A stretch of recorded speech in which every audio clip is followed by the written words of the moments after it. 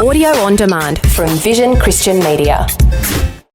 The story. It was a cold morning and there was a person experiencing homelessness, shielding himself away from the cold. And I'm like, wow, here I am, suit and tie, working on a budget of money that I won't even see. And I thought there's just such a contrast between where my heart is and where my work is. And from then, I, started exploring other ideas of how I could make this step out of IT and more of a meaningful experience aligned with my heart.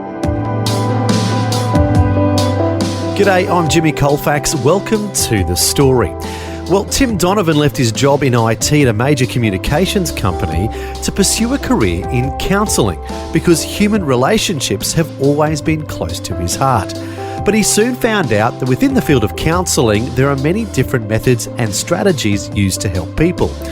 What would be the most effective one? Also, which strategy would be most compatible with what he knows about human nature based on his Christian faith? Tim Donovan will share his story with us today and how the Lord has been working in his life as a counsellor. Tim is the co-author of the book Reclaiming Lives from Sexual Violence, and his website is understandingshame.com. And parents, due to the adult themes that will be discussed regarding sexual abuse, today's conversation is not recommended for young listeners. Tim is chatting with Eric Scatterbo. Tim Donovan, welcome to the program. Thanks for having me, Eric. Glad to have you with us. And so from an early age, matters of the heart and relationships have always been important to you. Is that right? Absolutely. Relationships were always important between my family. And I think that was fostered by the emphasis on one-on-one conversations. So I was raised in a nurturing environment. I knew that my mum and dad loved me, and that was important, I think. And would people share some of their problems with you? Yeah. Well, from an early age, generally speaking, being the oldest of the family, my mum was quite young, having 3 kids under 2. So, from an early age, always hearing about what was happening for my mum, and having that heart to listen to her, I guess, challenges as being a young mum. So, I was always there, and also my dad as well. So when you eventually, years later, left IT to go into counseling, it's not that big of a surprise based on when you look back at your childhood? I don't think so. And, we learn, I guess, in the profession that I'm in that, family of origin has a lot to do with who we are and what dictates, to a degree, on the decisions we make in the future. And, it's not surprising at all. Now, the surprising thing is you describe yourself as not being academic. School wasn't your thing at a young age?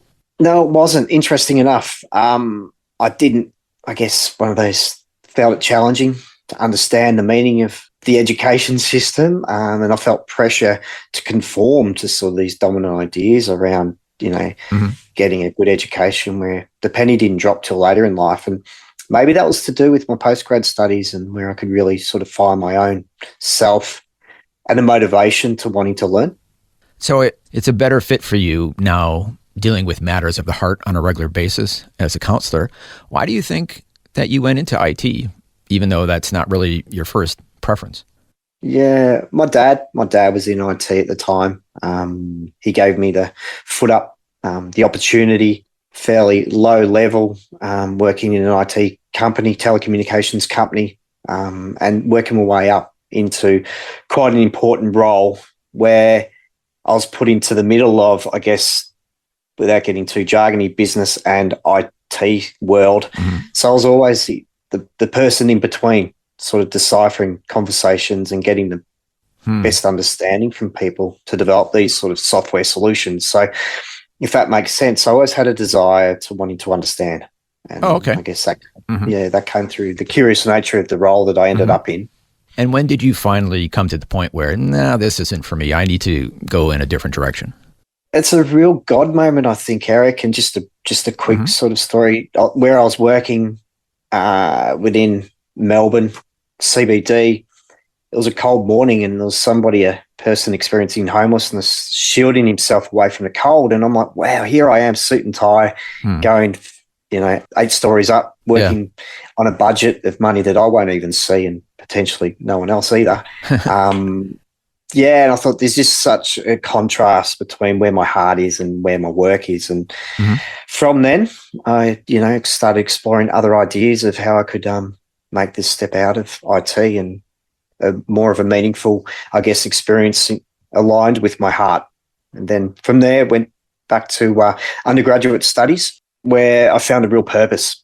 And it was amazing how God just stripped me back. I had a brand new sports car, living in a nice area of Melbourne. Suddenly I was thrown into a remote part of, central Victoria studying, no income, relying on, I guess, the support and gratitude of others. And that was a real challenging time of just humility and accepting help from others. So, And then what happened? Well, from there, letting go of my worldly wealth in a sense and starting afresh and being renewed, I was employed in social services and I felt a real calling towards that work. And I was working in mental health at the time. And from there, that just leapfrogged me into sort of exploring churches at the time. Yeah, how was God working in your heart during all this? It emphasised how relationships really mattered to me, Eric, and the importance of that. And I think God was working in me that, if I haven't got the relationship with God, it's really tricky to lean on the relationship with others and be fully present in that.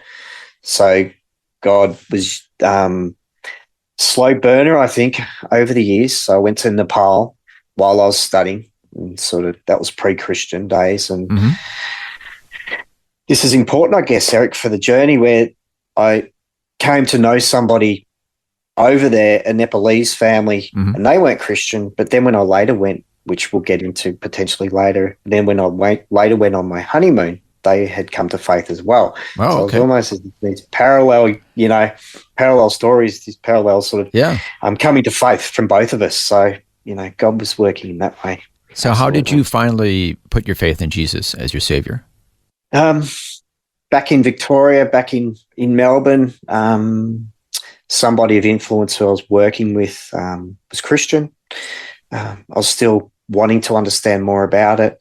And they gave me a book to read about Jesus and social justice. And I think that was the anchor point that I needed, where, the story of the person experiencing homelessness, where was the justice to, I needed something. The doubting Thomas, I'm not sure, but I needed something to hang my faith on. And hearing that Jesus was all about social justice in this book that I read was really instrumental.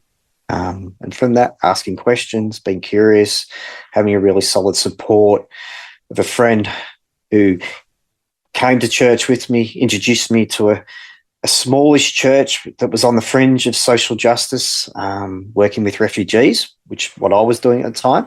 I guess that just cemented where I was meant to head. Isn't that interesting that God knows exactly what we need individually to get us to come to the truth, the way, the truth, the life, to putting our faith in Jesus. And social justice, helping the more vulnerable in society, was how God got your attention, it sounds like. Yeah, I like the way you put that. He really got my attention. Up until then, I was still living in the world. Yeah. Worldly desires were still taking effect, where, God got my attention and really aligned with my values. And, now my Christian values are strong. Yeah, because okay. of that, incremental ways that God challenged me.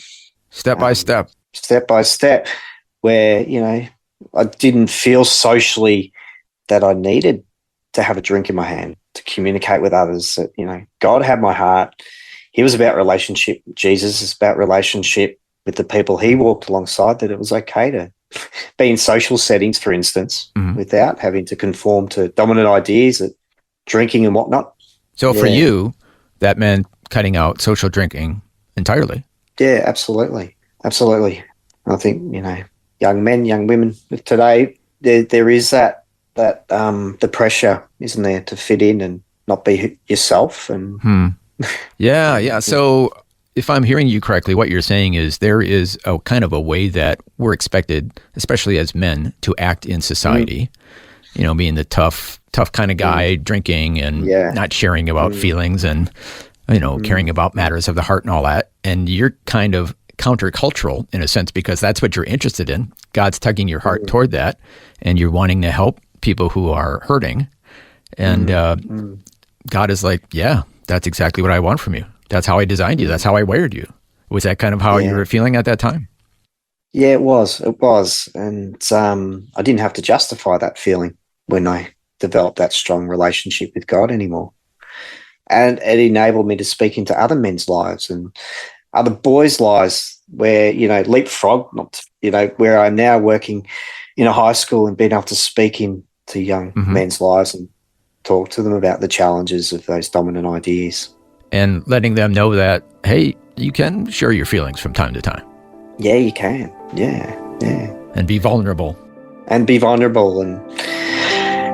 so it's timely, and I think the way God's now working in my heart is working alongside young men in that space and understanding.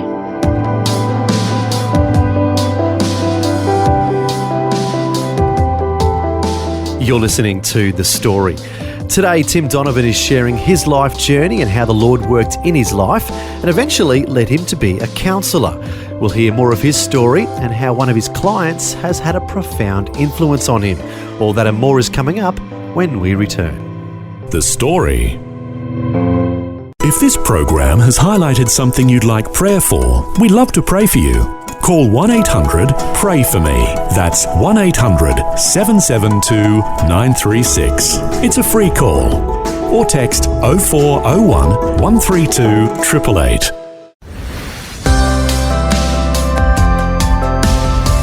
Hi, I'm Jimmy Colefax, and this is The Story. Our guest today is Tim Donovan, who's the co-author of the book Reclaiming Lives from Sexual Violence, and his website is understandingshame.com. Tim's sharing his life journey with us and how the Lord led him to become a counsellor. Now, here's more of his conversation with Eric Scatterbo. Eventually you moved to Alice Springs and met your wife? Yeah, so I was new to coming to faith. Got off the plane, Alice Springs. Remember the heat hitting me. Yeah, like just an oven in the face, and going, wow, this is for me, in my experience, this is God's country, And you really liked it? Really liked it. And the stark contrast of colours, of the redness of the dirt and the blue skies, and just the vivid imagery I still carry, and just feeling, wow, this is where I belong. And I forgot to ask you, where are you joining us from today? Alice Springs. Okay, so you liked it so much, you're still there. How many years later? Yeah. Well, it was 2008 where I met Carolyn through a mutual friend at the church up here. And I remember riding my push bike out to the industrial estate going, where is this church? I don't know anyone. Yeah. Just praying about it. But God directing me there, and through a friend meeting Carolyn, and that, in that part of it, so to speak, the rest is history. 3 kids later, and we're back up in Alice Springs. So right. So you haven't been there continuously. You went back to Victoria for a while. Why is that? Yeah, I did. So I just felt that it was a real calling being up here. Yet God needed to equip me with the skills to come back up and for it to be sustainable more longer term. So went back down south, Central Victoria, studied further studies, and same with Carolyn, started a family, and then we came up. Carolyn was pregnant with our 3rd child, and it was a bit of a bold move, but God had us there, and God's bold, and Jesus is bold in the way he went about his business, so to speak, and had us up here, reconnecting in with the church that we knew and the people that we knew, and that was a real faith moment of the support we received being up here again. And as far as your journey as a counselor, it was back in Victoria where you began working at a sexual assault agency. Is that right? It was, Eric. So the time frames, yeah. When I met Carolyn, we were up here for a couple of years. We went to Nepal on our honeymoon. Met that Christian family again? Well, they had become Christian? Yeah. Yep. Again, and they were Christian at that point. That's a side stories, and that was a real challenging of our relationship. How so? In a healthy way. I guess you go to a third world country, different language, different food. I was giving Carolyn the false impression that there was no hills, and we all know Nepal. And we're riding our bike through Nepal, so you can imagine how that tested us. I can see there could be a potential problem there. Yeah, absolutely. And, maybe I didn't explain myself too well. There is a big flat region of Nepal, but to get out to that region, there's a lot of hills. So okay, but your marriage and your relationship has survived that little misunderstanding. It has, and it's flourished, and that's because beautiful. of Carol's patience with me. Bless her. Back to where we were headed was that I got a position working for a sexual assault agency, and I was new to that area of working. I was relatively new to counselling, and that was really God pushing me towards that area. I got a random phone call saying, "Would you like to apply for this position?" I'm not sure I'm equipped, but God was tapping me on the shoulder. Yeah, and apply, and I did, and then we'll get more into this story in a later part, won't we, Eric? That's where I met Dale. Now, Dale is the co-author of your book, Reclaiming Lives from Sexual Violence, dealing with understanding shame, and he's going to come on and share his story, so we will know exactly the journey he went on. But we wanted to find out, what led to you being a counselor and talking to him in the first place. Also, I'd like to go back to the questions that we heard at the beginning in the introduction, that here you are, a new counselor, and you're finding out that there are many different strategies and methods to try to help people who've been traumatized by sexual abuse or sexual assault. And you had to learn which strategy would be the best one and also would be compatible with your Christian faith. Yeah, and I think I was in an organisation before I came into sexual assault, a Christian person that introduced me to narrative therapy, which identifies, I guess, for the layman, the problem is the problem, not the person. And that really struck a chord with me, that, if I'm to be working with people's experiences, to be able to separate their heart from the problem stories in their lives where they're still who they are, the problems have silenced them in a way. And that's, I guess, the key tenet of narrative therapy. So that's a particular type of therapy to help people to heal? Narrative therapy? It is. And the assumption is that we all have the capacity, the knowledge to make sense of our experiences. Yeah, so kind of using a metaphor, because of being a victim of sexual abuse or sexual assault, it kind of confuses the person, to say the least, traumatizes them, and they're kind of confused and in the wilderness, so to speak. But your job, if I'm understanding it correctly, is to try to ask them questions to guide them to get out of that wilderness. And you're kind of saying that you're more or less a guide, or they're the ones that are going to actually get out of the wilderness and come to healing, but you're more a guide. Is that a good analogy? Yeah, I think so.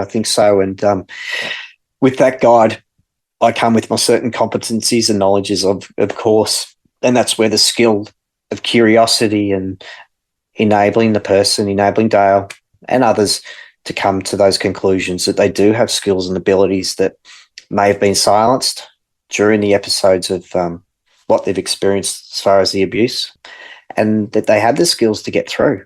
Otherwise, I wouldn't be having those conversations, would I? Where the guilt, the shame takes over.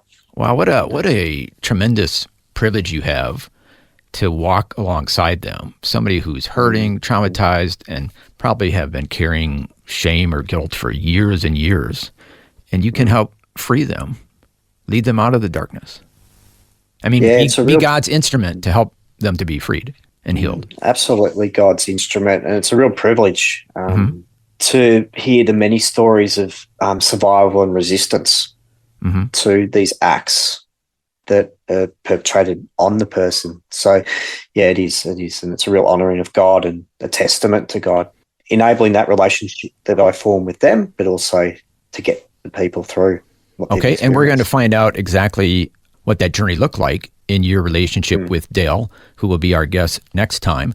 And so we will find out in depth how that relationship developed and then how it helped him to heal to the point where he's now a co-author of a book on this topic with you. We're running out of time, but I wanted to deal with the topic. Well, it's in your website, understandingshame.com. So this is a whole part of helping somebody become freed and heal from the trauma that they experienced in their childhood of sexual abuse, is that I've heard this over and over, and it's hard for people who haven't gone through this to understand, but if somebody has been abused, a lot of time they feel somehow guilty and ashamed. Is that right? Why is that?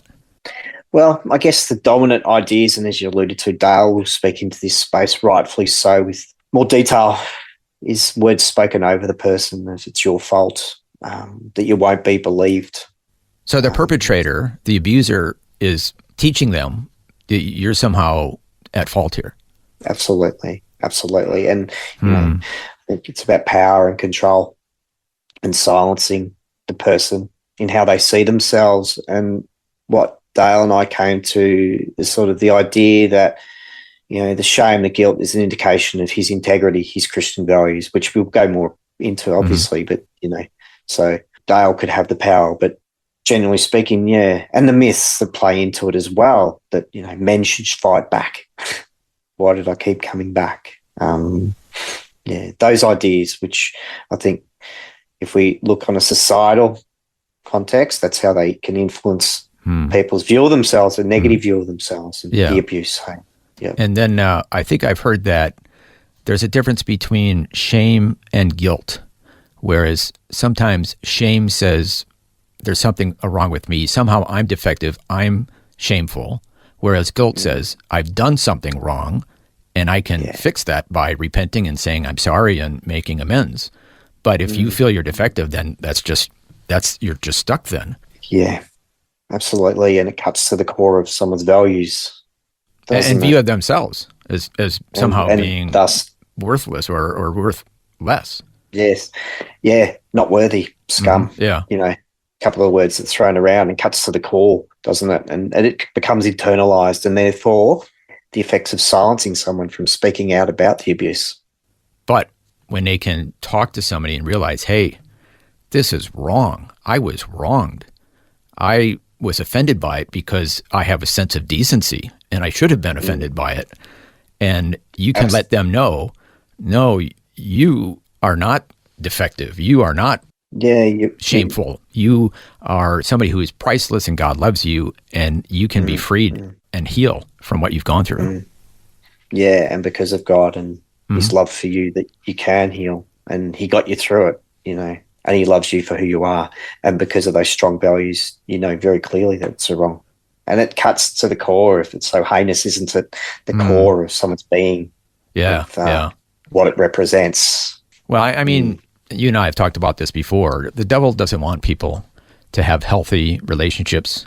And so by having people be abused in this way, it just cuts and leaves a scar right to the very core of their being. And thankfully, with God's help and through help by people like you and others, healing can come. Yeah, absolutely. And then it becomes a recognition, celebration of God and what he's done in Dale's life and others who can come to that. Yes. And those ideas, hey. And what a wonderful story that we're going to hear next time when Dale shares his story and his journey and the friendship that developed between you and Dale as well. Yeah, and I guess just quickly, we're running out of time, aren't we? Hey, Eric, but, you know, it's coming from a therapeutic alliance with Dale and I to a friendship to now that we've co-authored a book and other ventures where, that's God. Only God can carefully, with care and attention to both of our stories, create that and make that possible. So it's pretty amazing. Well, Tim Donovan, thank you so much for sharing a bit of your story and also kind of an introduction to the whole topic of how somebody can heal from having been sexually abused as a young person. So thank you so much for sharing with us today. It's a pleasure. Thank you for having me.